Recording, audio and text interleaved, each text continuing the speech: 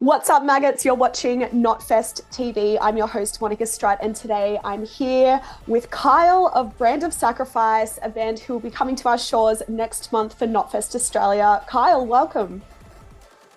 Thanks for having me. This will be your first time to Australia. Yes, it will. It's a long time coming, and we're very, very excited. Have you heard anything from any other acts about what it's like to tour here, Australian metal fans, or anything like that? I have, and I've heard it's very wild, and we're in for a treat. So I have high hopes and expectations. Nice. What went through your mind when you found out that not only you were playing Knotfest, but Knotfest on one of the remote countries in the world? Honestly, just pure excitement. Something that I've always wanted to do, being a fan of alternative and heavy music in general. Um, and I've always wanted to visit Australia. So two birds at once, as they say. Absolutely. Well, you've had such a cool career considering the band only formed in 2018. You've toured with As I Lay Dying, August Burns Red. You've played a bunch of festivals, released 2 albums. But for Australian fans, I guess it might be the first time ever coming across Brand of Sacrifice.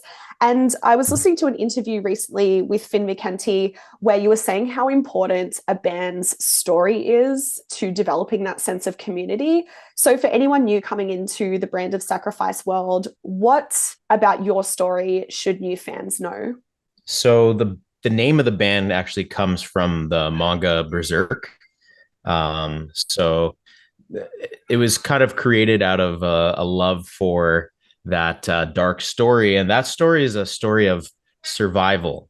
The main character sort of it's a bit of a fantasy thing, but gets branded for sacrifice, and he's constantly hounded by demons, and he can't sleep at night. So it's one of the reoccurring themes in the story, and I kind of equate that to us dealing with our own personal demons in real life, whether that's with depression, anxiety, things like that.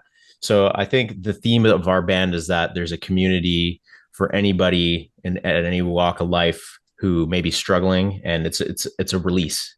And that's what our show is, I think. And it's aggressive, but it's a good type of release. It's the best way to do that in a very functional and what's the word I'm looking for?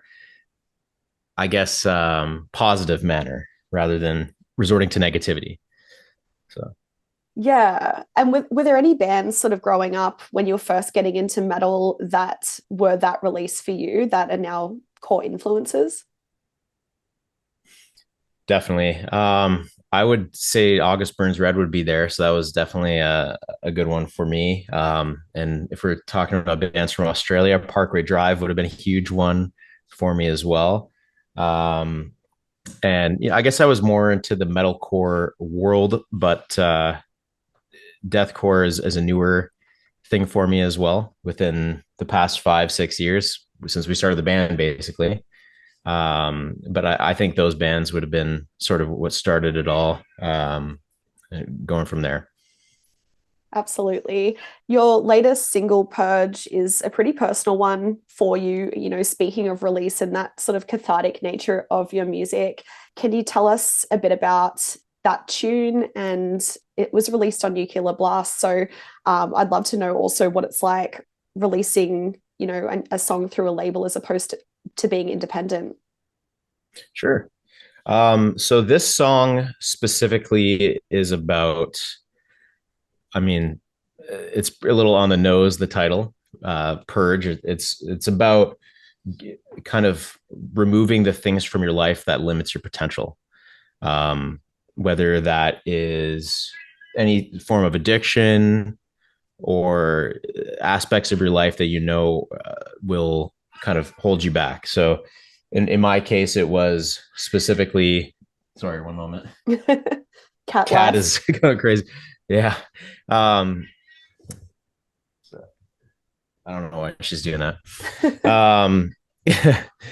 It was specifically dealing with alcohol. So that was something I had to definitely reduce. And at this point, I'm completely sober. So it was that's specifically referring to the struggle that I had with that. And I wanted to make it something that anybody could, you know, derive something from and apply to their own struggle. So that's what that is about. And as in terms of releasing on a label, honestly, it was an amazing experience. We've got a great team here that's got our back, and it was pretty seamless. We still had most of the creative control, for, if not all, and they just were very helpful and great communicators. And it was just a good.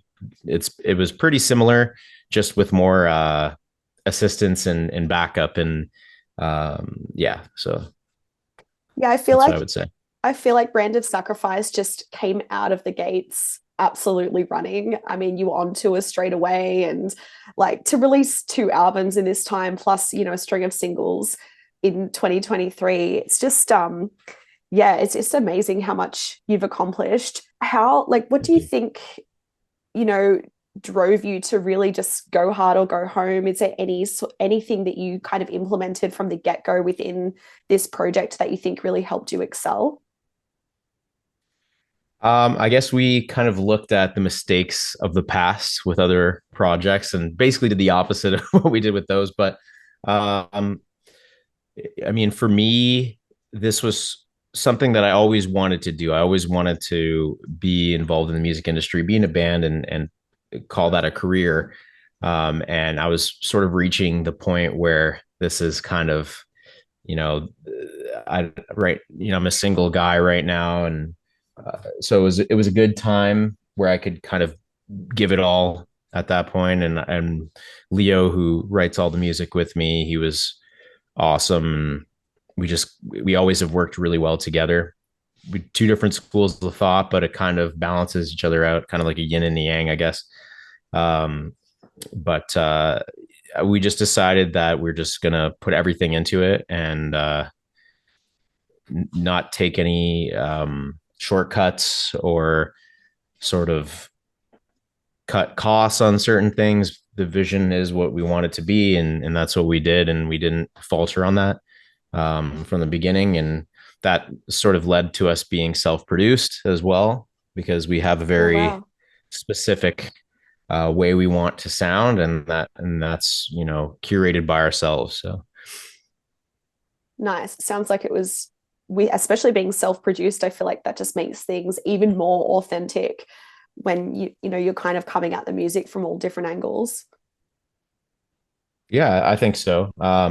We may in the future work with some other producers, because I think that'd be an interesting way to expand the horizons and kind of the toolkit that Boss has as well. But um, that's sort of where we've always had our roots, as being self-produced and kind of having our own vision. So Is there any sort of bucket list producers that you'd love to work with? I mean, I'd love to work with 𝐊𝐧𝐿. I think that'd be an awesome option.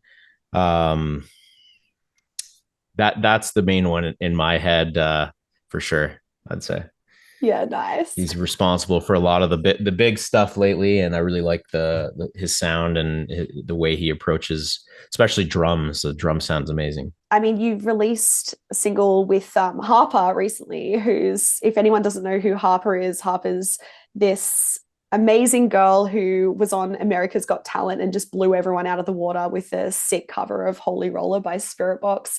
How did the collab come about with Harper and We Came as Romans? So the Harper one, that's gonna be pure Leo. I can't take credit for that one, unfortunately.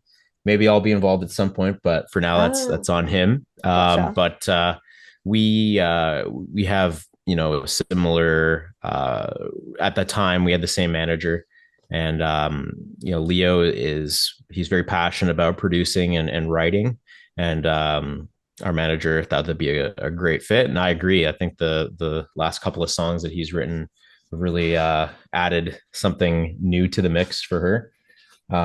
As far as the We Came as Romans, I was involved in that, so I can tell you more about that. Oh my gosh. Sorry. No, that's okay. I'm a Um, cat owner as well, so I fully understand. She doesn't like Zoom calls that much for some reason. Fair She wants enough. attention all the time. Anyway, yeah, the weekend is Romans.